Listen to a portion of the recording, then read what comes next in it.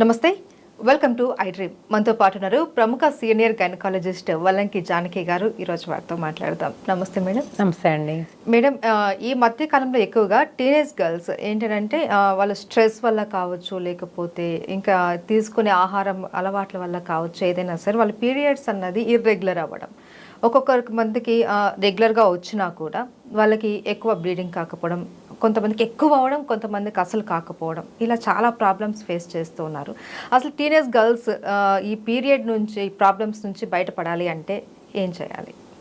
చాలా కామన్గా ఇప్పుడు అందరు టీనేజ్ గర్ల్స్ ఫేస్ చేస్తున్న ప్రాబ్లమ్ మీరు డిస్కస్ చేయడం మంచిదైందండి.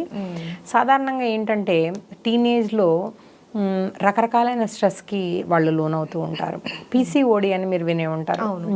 అది చాలా కామన్గా ఉంటుంది. వాళ్ళు చాలా ఫుడ్ ఫ్యాట్స్ ఉంటాయి. వాళ్ళు ఎక్కువ ఇంట్లో అమ్మ పెట్టింది ఏది వాళ్ళకి నచ్చదు. బయట ఫుడ్డే తింటారు. వాళ్ళు నచ్చిన సమోసాలు, పాస్తానో, పిజ్జాలో, ఎందుకంటే పియర్ గ్రూప్ ఇన్ఫ్లుయెన్స్ చాలా ఎక్కువగా ఉంటుంది వీళ్ళలో. సో దానివల్ల ఏమవుతుందంటే తర్వాత నాకు తెలిసిన చాలా మంది అమ్మాయిలు వాటర్ తాగరు, వాళ్ళు ఓన్లీ పెప్సీ తాగుతారు. అట్లా వాళ్ళు వెయిట్ గెయిన్ అయిపోతుంటారు. ఈ టీనేజ్లో సర్వసాధారణంగా ఉండే సమస్య వెయిట్ మేనేజ్ చేయలేకపోతుంటారు. సో బాగా ఎక్కువగా చిన్నప్పటి నుంచి వీటికి ఈ బ్రంట్కి ప్యాకెటెడ్ ఫుడ్స్, ఈ బీవరేజెస్ ఇవన్నీ ఎక్కువగా ఉన్న చిల్డ్రన్ అయితే హైట్ కూడా తగ్గిపోతారు. నేను ఒక విషయం చెప్తాను. ఈస్ట్రోజన్ అని ఒక హార్మోన్ ఉంటుంది కదా అందరిలోనూ, ఈ ఫ్యాట్ సెల్స్లో నుంచి కూడా ఈస్ట్రోజన్ వస్తుంది. అధికంగా లావ్ అయిపోతే 11-12 ఏళ్ళకి వాళ్ళ హైట్ మీద పడుతుంది. ఎందుకు? ఈ ఫెమోరల్ ఎపిఫైసిస్ అనేది ఒకటి ఉంటుంది, ఈ లాంగ్ బోన్, అది ఫ్యూజ్ అయిపోతుంది. సో అందుకని ఆ టైంలో వెయిట్ అనేది మెయింటెనెన్స్ చాలా చాలా ఇంపార్టెంట్. కరెక్ట్గా ఐడియల్ వెయిట్లోనే ఉంచాలి. ఎప్పటికప్పుడు పీడియాట్రిషియన్స్ హెచ్చరిస్తున్నా వాళ్ళు లెక్క చేయరు, ఇట్లాంటి ఫుడ్స్కి అలవాటు పడతారు. రెండోది ఏంటంటే ఇట్లా పీసీఓడిలో రకరకాల సమస్యలు. ఇప్పుడు ఇదివరకు రోజుల్లో మేము చదువుకునేటప్పుడు 10% అని చెప్పేవాళ్ళు, ఇంకా ఎక్కువ చూస్తున్నాం ఇప్పుడు. జనరల్గా ప్రాక్టీస్లో ఎట్లా ఉందంటే every second girl PCOD problem. వాళ్ళకి ఎవ్రీ మంత్ రావాల్సిన ఎగ్ రాదు. ఆ రాకపోవడం వల్ల ఏమవుతుంది, ఎగ్ అక్కడే చైన్ కట్టేస్తుంది, చక్క నెక్లెస్లా తయారవుతుంది ఓవరి చుట్టూ. దానివల్ల చాలా సైడ్ ఎఫెక్ట్స్ ఉంటాయి. ఏమవుతాయి, మేల్ హార్మోన్స్ వస్తాయి. కొంచెం 2 నానోగ్రామ్స్/డెసిలిటర్ అనేది చాలా కామన్ టెస్టోస్టెరాన్ లెవెల్. కానీ అది ఎక్కువైపోయింది అనుకోండి, ఆ చిన్నది కూడా మళ్ళీ ఫీమేల్ హార్మోన్గా కన్వర్ట్ అవుద్ది. ఇది ఎక్కువ అయిపోయింది అనుకోండి, అది వాళ్ళకి రకరకాల ఇబ్బందులు కలగజేస్తుంది. ఏమి ఇబ్బందులు? యాక్ని. టీనేజ్లో చాలామంది కంప్లైంట్ చేసేది ఫస్ట్ పింపుల్సే. వాళ్ళు చూసుకుంటూ ఉంటారు అనమాట, వాళ్ళలో బాడీలో వచ్చే చేంజెస్ అన్ని గమనిస్తూ ఉంటారు. అంటే బ్రెస్ట్స్ అప్పుడే రావడం, వాళ్ళకి hair growth, underarms, private పార్ట్స్లో హెయిర్ నోటీస్ చేస్తారు. వాళ్ళ వాయిస్ కొంచెం కొంచెంగా మారుతూ ఉంటుంది. తర్వాత హైట్ గ్రోత్ స్పట్ ఉంటుంది. సో ఇట్లా రకరకాల అనమాట. వాళ్ళు వేసుకునే ప్రీవియస్ క్లోత్స్ నిన్నటి ఈ రోజే పనికి రాకపోవచ్చు, అట్లా కూడా ఉంటుంది అనమాట. వాళ్ళు చాలా నోటీస్ చేస్తారు. సో ఒక్క పింపుల్ వస్తే చాలా మంది అమ్మాయిలు అదే కారణం డిప్రెషన్కి. వాళ్ళ దాన్ని కూడా చాలా సీరియస్గా తీసుకుంటారు. అందుకని ఒక 4-5 డెర్మటాలజిస్టులు, తర్వాత బ్యూటీషియన్స్, రోజుకొక సోప్ మార్చేస్తుంటారు. ఒకటి కాదు, చాలా ఉంటాయి. వాళ్ళు వెరీ పర్టిక్యులర్ అనమాట అబౌట్ ద లుక్స్. అవన్నీ ఎక్కువగా ఉంటాయి. నా దగ్గరికి ఎక్కువ మంది మా స్కిన్ డాక్టర్ గారు ఒక గైనిక్ని చూడమన్నారు, నాకు స్కాన్ చేసి పీసీఓడి ఉందో లేదో అని చెప్పండి అని వస్తారు. వీళ్ళ ప్రాబ్లము పింపుల్స్ అని వెళ్ళారు అక్కడికి. కానీ ఎక్కడుంది ప్రాబ్లము? వాళ్ళ ఓవరీలో ఉంది. ఎందుకుంది? వాళ్ళు నెల కరెక్ట్గా ఓవ్యులేట్ అవ్వట్లా. ఎందుకు అవ్వట్లా? వాళ్ళకి వెయిట్ ఎక్కువ అయిపోయి ఉండొచ్చు, వాళ్ళ స్ట్రెస్ ఎక్కువైపోయి ఉండొచ్చు. వాళ్ళు కరెక్ట్గా తిని, కరెక్ట్గా ఎక్సర్సైజ్ చేసి అన్నీ బాగుంటే ఈ ప్రాబ్లమ్స్ ఉండవు.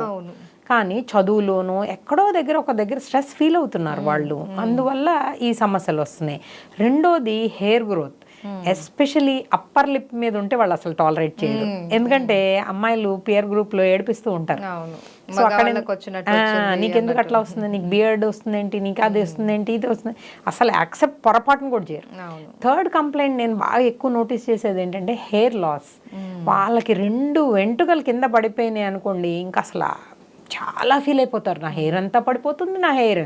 ఒక 10 మంది డెర్మటాలజిస్టులను వెంటనే బ్యూటీషియన్ సంప్రదిస్తారు. ఒక రోజుకి ఒక 100 హెయిర్స్ ఫాల్ అయిపోయినా ఏం కాదు, ఇది అందరికీ తెలుసు, వాళ్ళకి కూడా తెలుసు, కానీ వాళ్ళు యాక్సెప్ట్ చేయరు అంతే.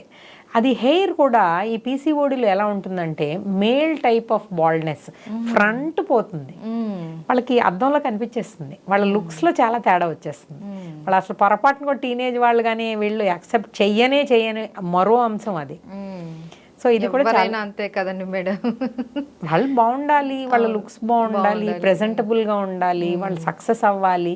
ఎవరికైనా అలా అనుకోవడం తప్పు కాదు, అది చాలా న్యాయమైన సమ్మతమైన కోరిక. అందుకని ఈ 3 చాలా ఎక్కువ చూస్తుంటాం. ఇంకా వాళ్ళు పట్టించుకొని విషయం నెల వస్తుందా లేదా. ఏ టీనేజ్ గర్ల్కి అయినా మెన్స్ట్రువల్ డైరీ మెయింటైన్ చేస్తున్నామంటే 100% నో అనే చెప్తారు. లాస్ట్ టైం ఎప్పుడు వచ్చింది అసలు వాళ్ళకి గుర్తే ఉండదు. వాళ్ళ అమ్మ ఇంకా చూస్తారు, లేకపోతే ఏటో చూస్తారు, లేకపోతే ఒకటి చెప్పి 10 సార్లు మారుస్తారు. ఇట్లాంటివన్నీ మేము చాలా సహజంగా చూస్తూ ఉంటాం. వాళ్ళకి చెప్తూనే ఉంటాం, మెన్స్ట్రువల్ డైరీ పెట్టుకో, కరెక్ట్గా వచ్చిందో లేదో చూసుకో, ఎన్ని రోజులు అవుతుందో చూసుకో. నేను ఇంకా గవర్నమెంట్ సెక్టర్లో కూడా పనిచేయడం వల్ల చాలా తీవ్రమైన సమస్యలు కూడా చూస్తాను. కొంతమంది అయితే 5-6 నెలలు బ్లీడ్ అయిపోతుంటారు కంటిన్యూస్గా. వాళ్ళకి 2 గ్రాములు 1 గ్రామ్తో మా దగ్గరికి వస్తారు.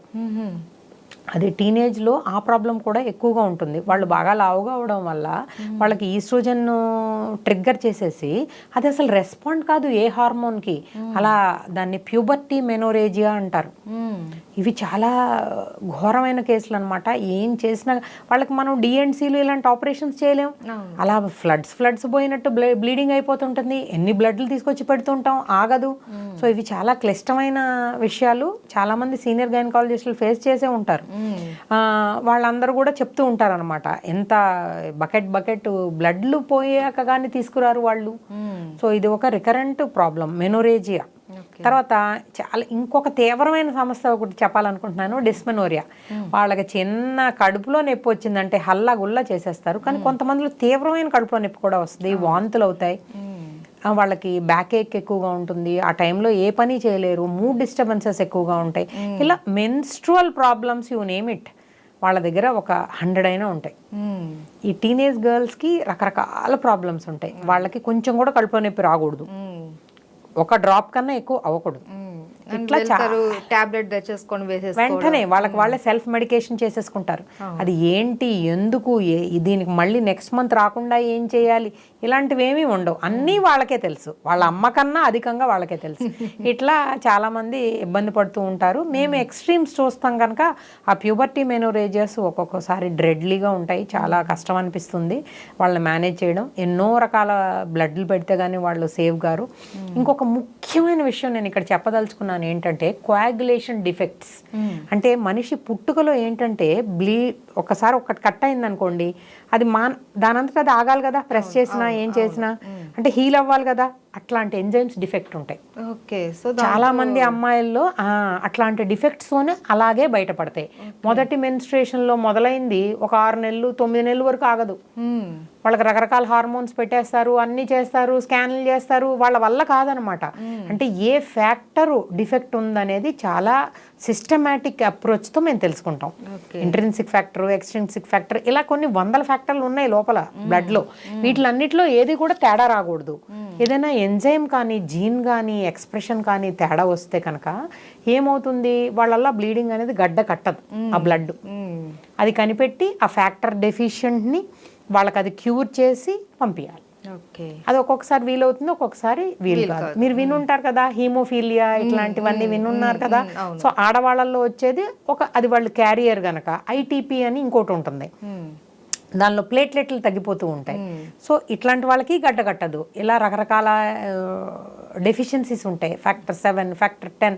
మేము అట్లా ఇండివిజువల్ కేసెస్ చాలా చూసాం. హెమటాలజీ అనేది చాలా చాలా ఇంపార్టెంట్ టీనేజ్ గర్ల్స్ మెనోరేజియాలో. సో ఒక్కొక్కటి ఒక్కొక్క పెద్ద సబ్జెక్టు కాబట్టి వీలైన వాళ్ళకు అంతవరకు ఒక సూచన మేరకే ట్రీట్మెంట్ తీసుకోవాలి. సో ఈ టీనేజ్ గర్ల్స్లో ఎక్కువగా పీసీఓడి అన్నది ఈ మధ్య కాలంలో మీరు చెప్పినట్లు ప్రతి సెకండ్ చైల్డ్కి అనేది ఉంటుంది కామన్గా.